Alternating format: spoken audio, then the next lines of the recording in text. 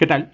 Mi nombre es Roberto Martínez y tengo el privilegio de hablarles sobre un método de investigación cualitativo, la fenomenología.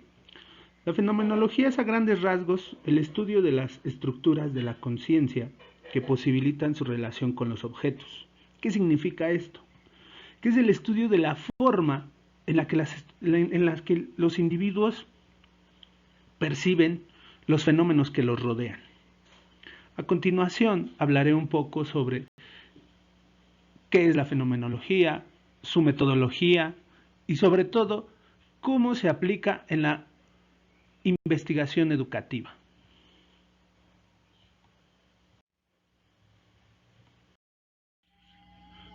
Ahora bien, ¿qué es la fenomenología?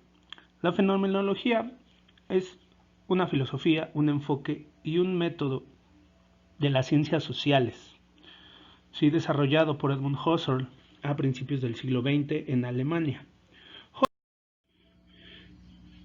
Va a considerar, como ya lo mencioné, que la fenomenología es una filosofía. ¿Por qué? Porque la fenomenología va a estudiar el mundo desde la forma en el que éste se manifiesta en nuestra conciencia o en la conciencia del sujeto. ¿Qué significa esto? Va a estudiar la forma en la que el sujeto percibe la realidad que lo rodea. ¿Sí? Todos estamos rodeados de diferentes fenómenos. ¿Sí? También va a estudiar la fenomenología, las estructuras de la experiencia subjetiva. ¿Qué significa esto? Nosotros, al estar rodeados de fenómenos, ¿sí?, también creamos experiencias que son propias y que son también sujetas de análisis. Ahora bien, como método investigativo, la fenomenología, ¿sí?, busca conocer los significados que los individuos dan a su experiencia. Y aquí entra la riqueza con la que la fenomenología va a contribuir o puede contribuir a la investigación educativa. Podemos aquí observar la viñeta con el profesor dando su clase. ¿Sí? Esto nos lleva a tratar de entender la práctica educativa, la educación, el aprendizaje como fenómenos que son propensos de ser estudiados por la fenomenología e interpretados. ¿Sí? Vamos a excluir las cosas o los estímulos que nos hacen interpretar al fenómeno. ¿Para qué? Para poder darlo lo más natural, para poder acceder a la forma más natural que tenemos de percibirlo. Y el método que tiene la reducción fenomenológica lo tenemos aquí en la segunda viñeta. Y dice, supone la vuelta a las cosas mismas, trata de reducir todo lo subjetivo, lo que comentábamos. Se trata de excluir todo lo teórico, toda tradición, toda costumbre, ¿sí?, desoír el estado actual de la cuestión, lo que sabemos o lo que entendemos de la cuestión o del fenómeno que estamos estudiando, y solamente atender a los fenómenos como se presentan, es decir, tratar de discernirlos de la manera más natural. ¿Sí? Existen tres corrientes metodológicas de la fenomenología. La primera es la corriente descriptiva de Husserl, que se centra sobre todo en la descripción del fenómeno, en una descripción detallada, sin juicios, sin teorías, sin categorizar, para poder acceder al fenómeno natural, por llamarlo de una forma. Y tenemos también la corriente interpretativa o hermenéutica desarrollada por Martin Heidegger, que se centra, por el contrario, en la interpretación que hace el sujeto del fenómeno.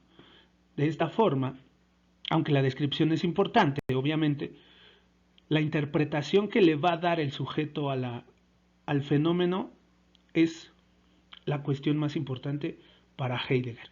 Y finalmente, tenemos una combinación de estas dos, de la fenomenología descriptiva y la hermenéutica, que va a ser desarrollada en la Universidad de Utrecht, en Holanda. Ahora bien, ¿cómo es el método fenomenológico, cuáles son sus fases. Aquí me estoy basando en el texto que nos hicieron favor de pasarnos los maestros. Y tenemos 6 etapas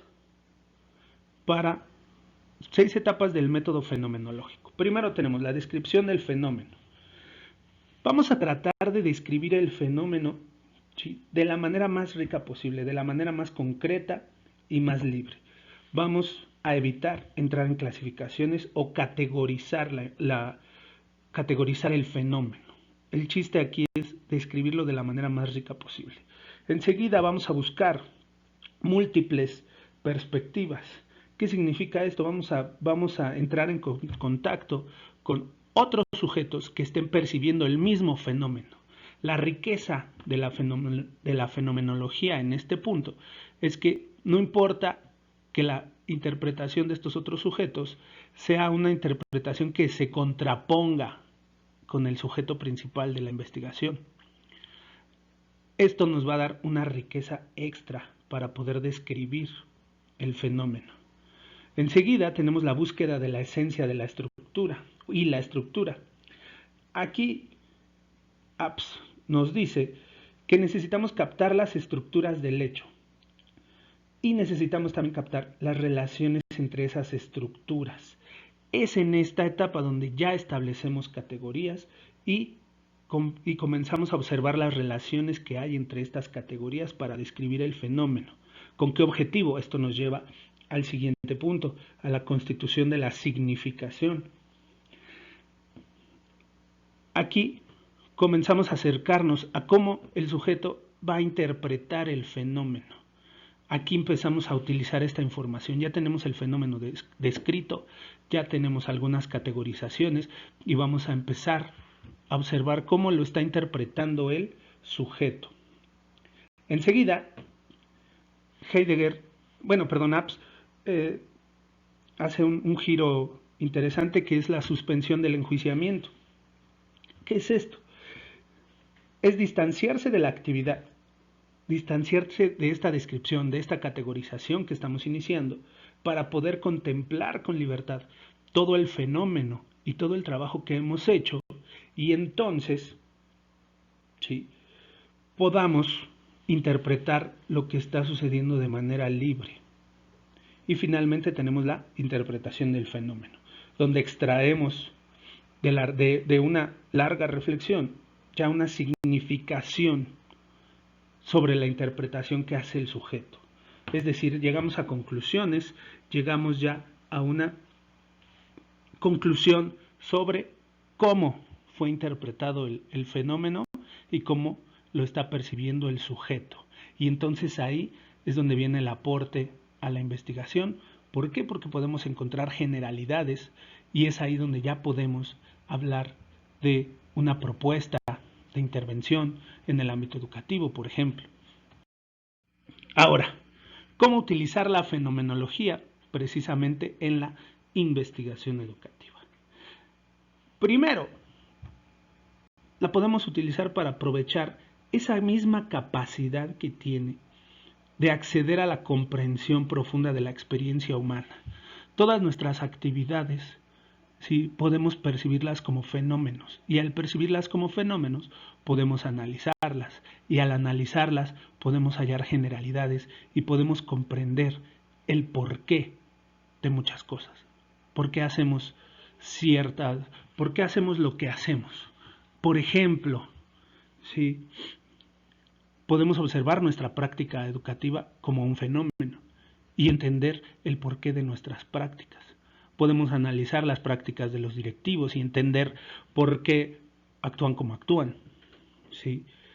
Otra cosa es que la fenomenología en la investigación va a permitir al investigador educativo reflexionar sobre su propia experiencia personal, ya sea como educador, ya sea como teórico de la educación, ya sea como directivo o como responsable de la política educativa.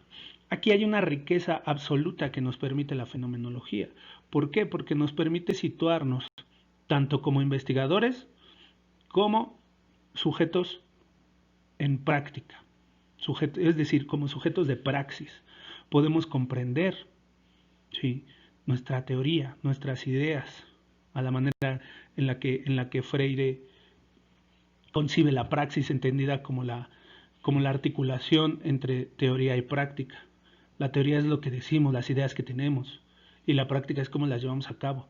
Y podemos observar, entonces, si esas ideas están plasmadas en nuestra práctica, o si nuestra práctica está dirigida por ciertas ideas. Aquí la fenomenología nos permite situarnos en los dos ámbitos y analizar este fenómeno. Y algo muy interesante es que desde el enfoque fenomenológico no vamos a plantear problemas que tengamos que resolver, sino interrogantes acerca del significado y sentido de determinada experiencia. ¿Qué significa esto? Esto me pareció muy rico como para aplicarlo con nuestros alumnos. ¿Por qué? Porque no se trata de que identifiquemos problemas, no estamos acostumbrados a identificar problemas de enseñanza o de aprendizaje.